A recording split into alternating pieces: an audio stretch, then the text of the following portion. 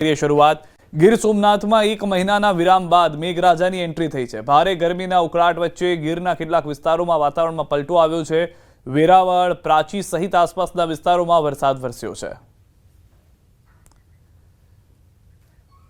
હવે ગુજરાતમાં વચ્ચે વરસાદનું જોર 18 ઓગસ્ટ સુધી પડશે ધોધમાર।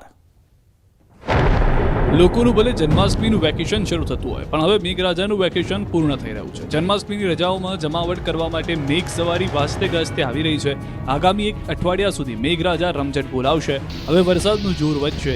હવામાન વિભાગે આગાહી કરી છે કે 18 ઓગસ્ટ સુધી ભારેથી અતિભારે વરસાદ પડી શકે। અપર એર સાયક્લોનિક સર્ક્યુલેશન સક્રિય થયું હોવાથી ધોધમાર વરસાદ પડશે। 16 થી 18 ઓગસ્ટના ભારે વરસાદની આગાહી છે। નવસારી, વલસાડ, દમણ, ભરૂચ, सूरत, नर्मदा, डांग, अमरेली और भावनगर पंथक में छप्पर फाड़ के बरसात खाबकशे। 12 से लेकर 18 अगस्त तक इसमें हल्का से मध्यम बरसात होने का संभावना है गुजरात राज्यों में और इंडियन टेरिटरी, दीव, दमन, दादरा नगर हवेली में।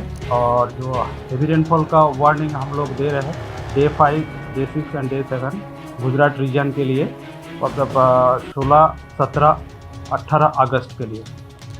14મી થી આખા ગુજરાતને ધમરોળશે મેઘરાજા। પૂર આવે એવો વરસાદ ખાબકશે।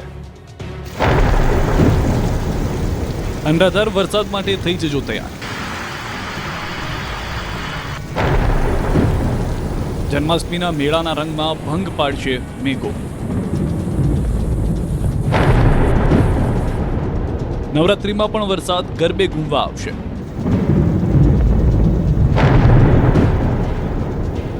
અંબાલાલ પટેલ અને રમણીક વામજાની વિસ્ફોટક આગાહી।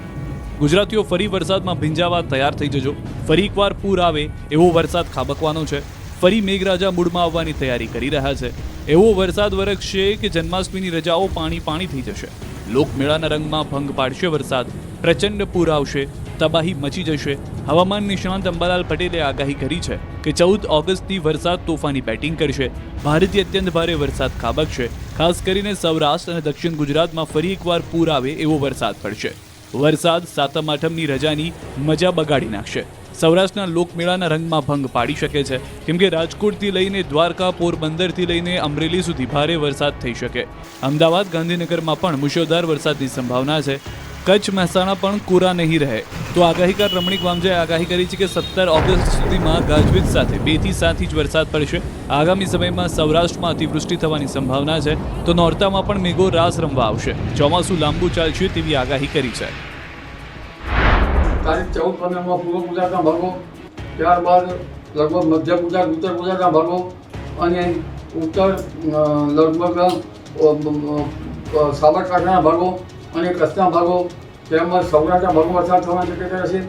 જેમાં દક્ષિણ ગુજરાતના ભાગોમાં ભારેથી અતિભારે વરસાદ થવાની શક્યતા રહેશે અને સૌરાષ્ટ્રના ઘણા ભાગોમાં પૂરની સ્થિતિ રહી શકે છે। ગુજરાતના કેટલાક ભાગોમાં પણ પૂરની સ્થિતિ રહી શકે છે। મહેસાણા, કચ્છ અને લગભગ ગુજરાતના ઘણા ભાગો, અમદાવાદ, ગાંધીનગરમાં પણ મુશળધાર વરસાદ થવાની શક્યતા રહેશે। તારીખ 12/8 થી 17/8ની અંદર 2 થી 7 ઇંચ વરસાદ થશે। એનું કારણ કે આજે રાતે 12 વાગે 12:55 થી 2 વાગ્યા સુધી ચંદ્રમાં એક મોટું કુંડાળું હોવાથી અને વરસાદ સારામાં સારો સમગ્ર સૌરાષ્ટ્રમાં ગાજવીજ સાથે વરસાદ થશે અને વરસાદ હજી પાછતરા વરસાદ થશે। એનું કારણ કે ભાદરવા મહિનાની અંદર ચંદ્રગ્રહણ, સૂર્ય 2 આવવાથી સૌરાષ્ટ્રની અંદર જે અતિવૃષ્ટિ થશે, નોરતાની અંદર વરસાદ થશે, ગાજવીજ સાથે વરસાદ થશે। હજી ઘણો ચોમાસું લાંબુ હાલશે। ડેરા કલાકાર દેવાદ ખવડ ફરી વિવાદમાં છે। દેવાદ ખવડ અને તેના માણસોએ તાલાલા ગીરના ચિત્રોડ ગામે અમદાવાદના સનાથલ વિસ્તારમાં રહેતા ધ્રુવરાજસિંહ ચૌહાણ પર હુમલો કર્યો હતો, જેમાં દેવાદ ખવડ અને તેમના માણસો જેમાં સવાર હતા એ ફોર્ચ્યુનર કારે ધ્રુવરાજસિંહ ચૌહાણની કારને ટક્કર મારી હતી, જેમાં કાર રોડની બાજુમાં ઉતરી ગઈ હતી। ત્યારબાદ દેવાદ ખવડના માણસોએ ધ્રુવરાજસિંહ ચૌહાણને માર માર્યાનો દાવો છે। ધ્રુવરાજસિંહ પગમાં ઈજા થતા સારવાર માટે આગળ રિફર કરવામાં આવ્યા છે। સૂત્રોના જણાવ્યા મુજબ અમદાવાદના સનાથલમાં રહેતા ધ્રુવરાજસિંહ ચૌહાણ સહિતના 3 લોકો કાલે ચિત્રોડ ગામે આવેલા કૃષ્ણા રિસોર્ટમાં રોકાયા હતા। ધ્રુવરાજસિંહ ચૌહાણે પોતે ગીરમાં હોવાનું સ્ટેટસ મૂક્યું હતું અને લઈને દેવાદ ખવડ અને તેના માણસોએ રેકી કરીને બબાલ કરી હોઈ શકે છે। પોલીસે આ કેસમાં દેવાદ ખવડ અને તેના માણસોને ઝડપી લેવા ચક્રો ગતિમાન કર્યા છે। મહત્વનું છે કે બંને વચ્ચે 6 મહિના પહેલા અમદાવાદના સનાથલમાં ઝઘડો થતા સામસામે ફરિયાદ નોંધાઈ હતી।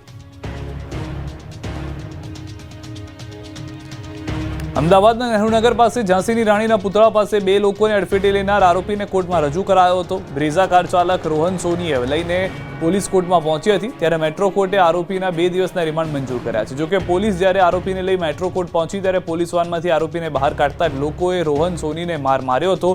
કેટલાક લોકો આરોપી આવે તેની જ રાહ જોઈને ઊભા હતા. પોલીસે રોહનને ગાડીમાંથી બહાર કાઢતા જ કેટલાક લોકો રોહનને ટાર્ગેટ કરી દીધો હતો. રોહનની ધોલાઈ કરી નાખી હતી. ધીકાપાટું માર્યો હતો. થોડીવાર માટે તો કોર્ટ પરિસરમાં અફરાતફરી મચી ગઈ. આરોપીને બચાવવા માટે પોલીસને પણ પરસેવો છૂટી ગયો. રોષે ભરેલા લોકોએ આરોપીને છોડવાના મૂડમાં ન હોય તેવું દેખાયું. દોડાવીને માર્યો. અંતે લોકોના મારથી બચવા પોલીસ દોડતી આરોપીને મેટ્રો કોર્ટમાં અંદર લઈ ગઈ. જેમ તેમ કરીને કોર્ટમાં પહોંચાડ્યો હતો. 4 જિલ્લાના રોડ બન્યા રક્તરંજિત, જુઓ રૂવાડા ઉભા થઈ જાય તેવા અકસ્માતના દ્રશ્યો. સાબરકાંઠાના હિંમતનગરમાં ટ્રિપલ અકસ્માત સર્જાયો. ઓવરબ્રિજ નજીક ટ્રિપલ અકસ્માત સર્જાતા રોડ પર ટ્રાફિક જામ થયો.